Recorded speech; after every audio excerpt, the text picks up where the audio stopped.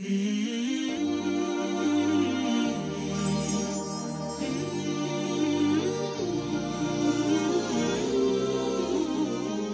نام خداوند بخشنده و مهربان و بعد السلام علیکم تماشاگران عزیز و گرامی.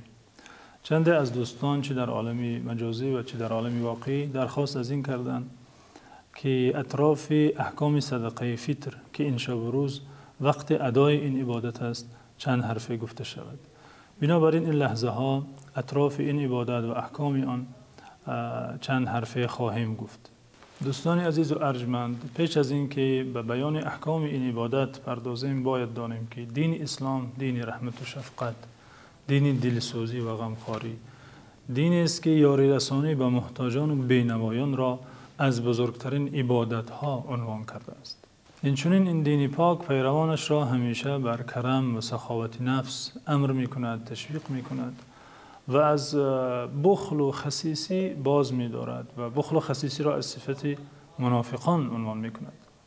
از این است که خداوند عزوجل بندگانش را در پایان ماه مبارک رمضان چون عبادت بزرگ بدنی عبادت روزه را ادا می کنند، آنان را به عبادت دیگری مالی که عبادت روزه را جبران کننده است، نقصان و کمبودی های روزه را می پوشاند، جبران می کند، امر کرده است. این عبادت مالی که جبران کننده عبادت روزه است صدقه فطر و یا زکات فطر و یا زکات رمضان نام دارد. البته صدقه فطر این عبادت مالی مثل هر عبادت دیگری در اسلام در خود مرام و مقصدهای والای بزرگی دارد. با پرداخت شدن صدقه فطر میان دو قشر مهم جامعه، بایها و کمبغلان، حس دوستی، حس غمخواری، حسی در فکر یکدیگر بودن به وجود می آید. صدقه فطر بر شخص ادا کننده و اینچنین بر شخص پذیرنده فایده های روانی زیاده، اینچنین بر جامعه فایده های جمعیتی و اقتصادی و اخلاقی تربیوی زیادی دارد. خداوند عزوجل خواسته روزداران با ادا کردن این عبادت روزداری، با تحمل این گرسنگی و تشنگی از درد و سختی و مشقت بینوایان در خود احساس کنند.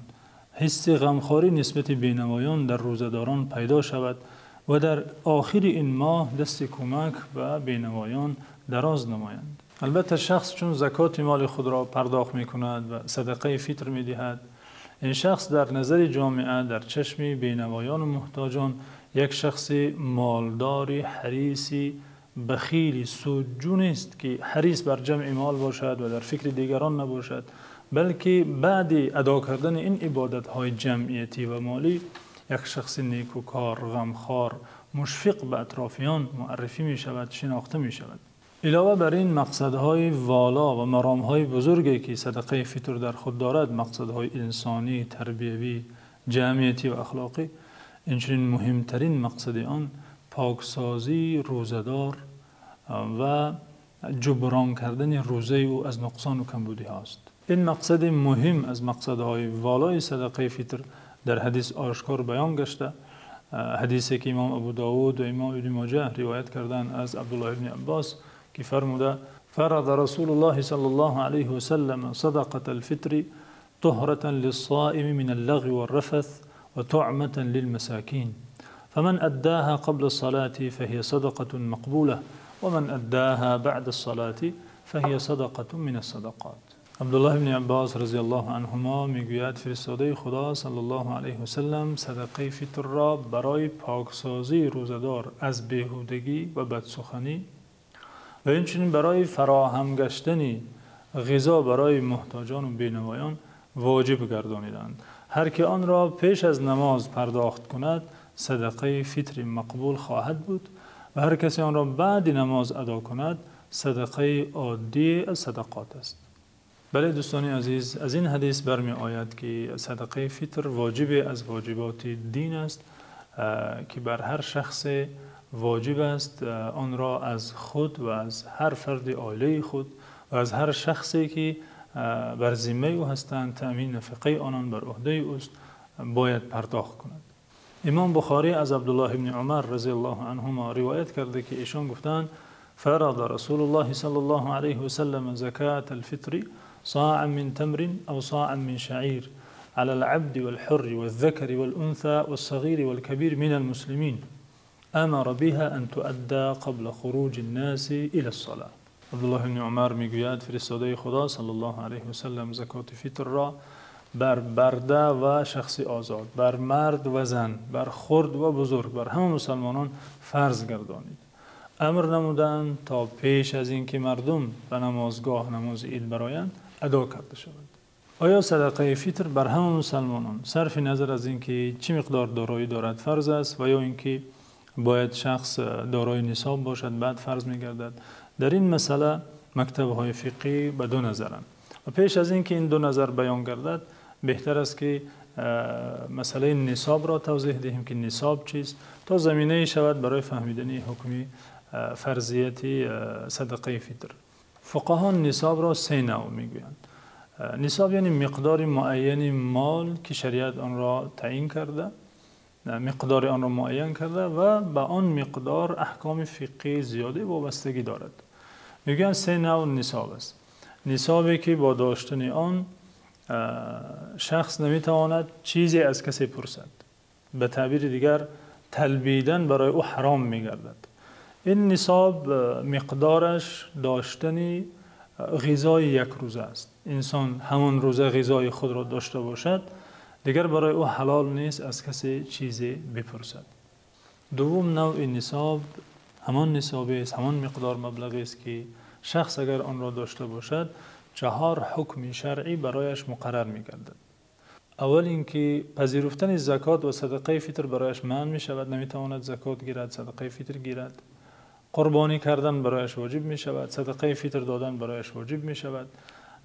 تأمین نفقه خویشاوندان نزدیکش که بی‌نوا و بی‌کسب باشند برایش واجب می‌شود.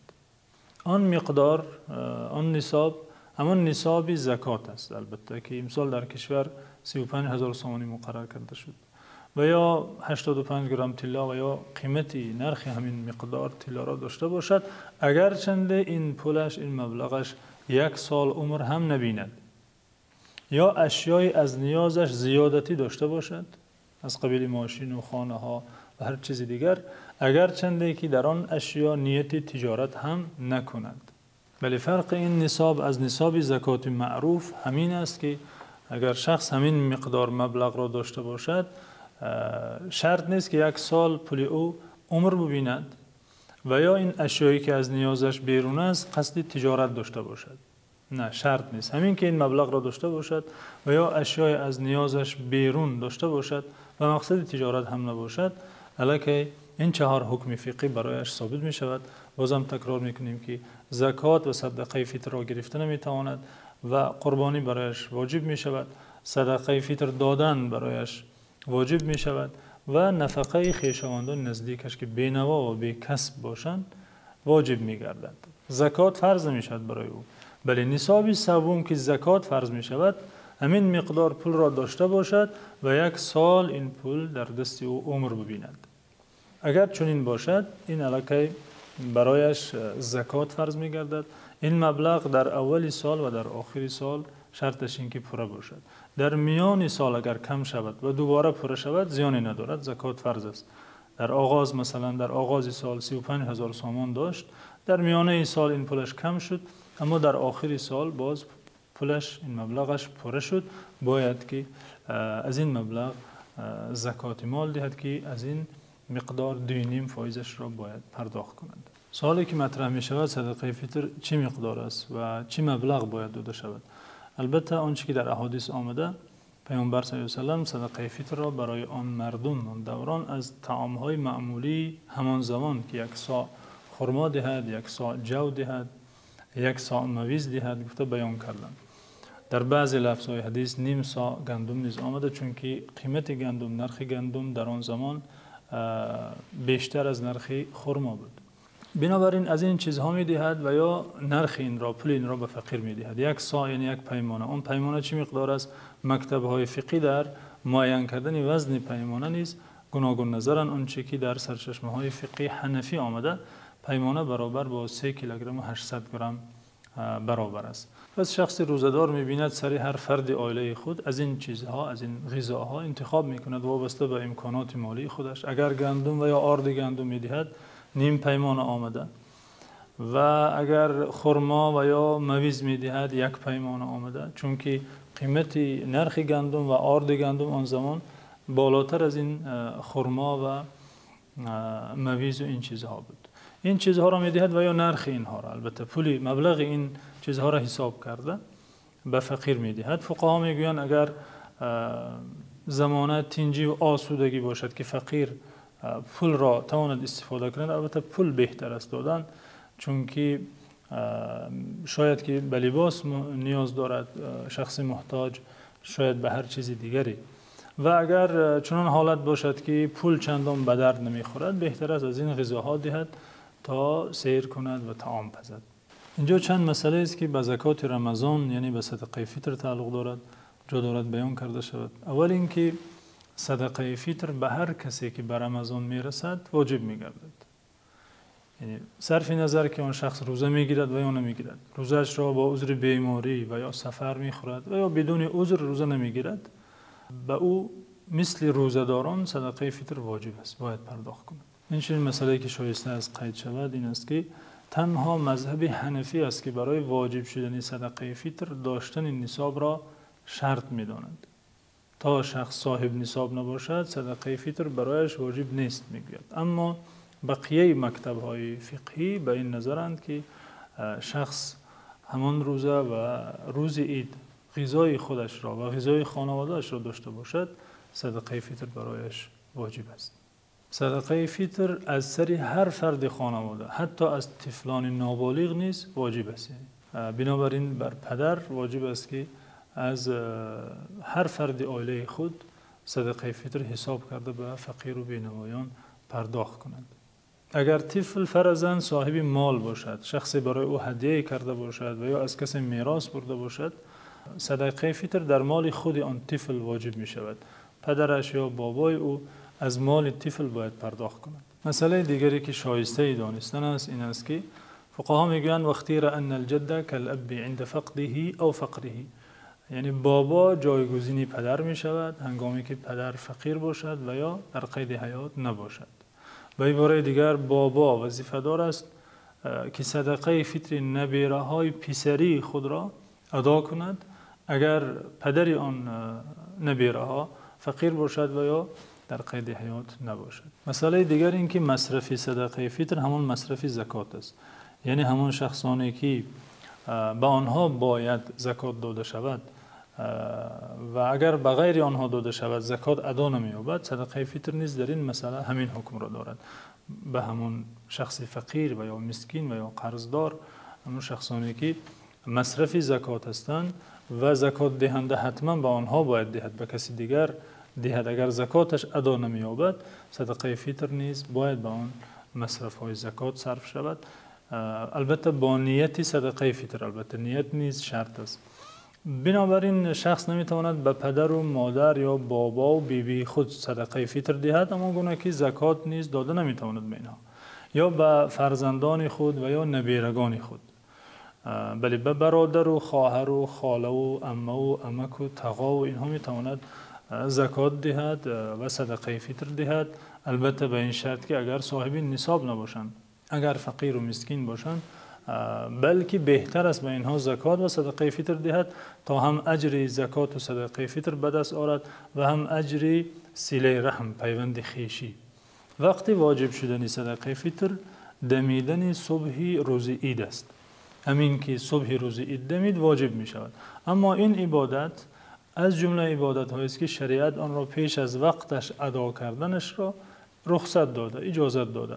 بنابراین میتواند شخص 2-3 روز قبل از عید و یا در 10 روز اخیر رمضان صدقه فطرش را دهد، بلکه فقها میگن خوب است، مستحب است که پیشتر دهد تا فقیر با آن مبلغ آمادگی عید ببیند، سر و لباس خرد، غذای عیدانه خریداری کند و با دیگر مردم جامعه اون از روز عید خوشحال باشد. مسئله دیگر این که شخص تا نماز عید اگر صدقه فطرش را ادا نکند عمل مکروه کرده، این کاری مکروه است، کاری ناخوش است. اما با وجود این صدقه فطر از ذمه او ساقط نمی گردد. بعد عید نیز باید این عبادت مالی را ادا کند. و امید قبولی طاعت و عبادت های رمضانی موفق و سربلند باشید.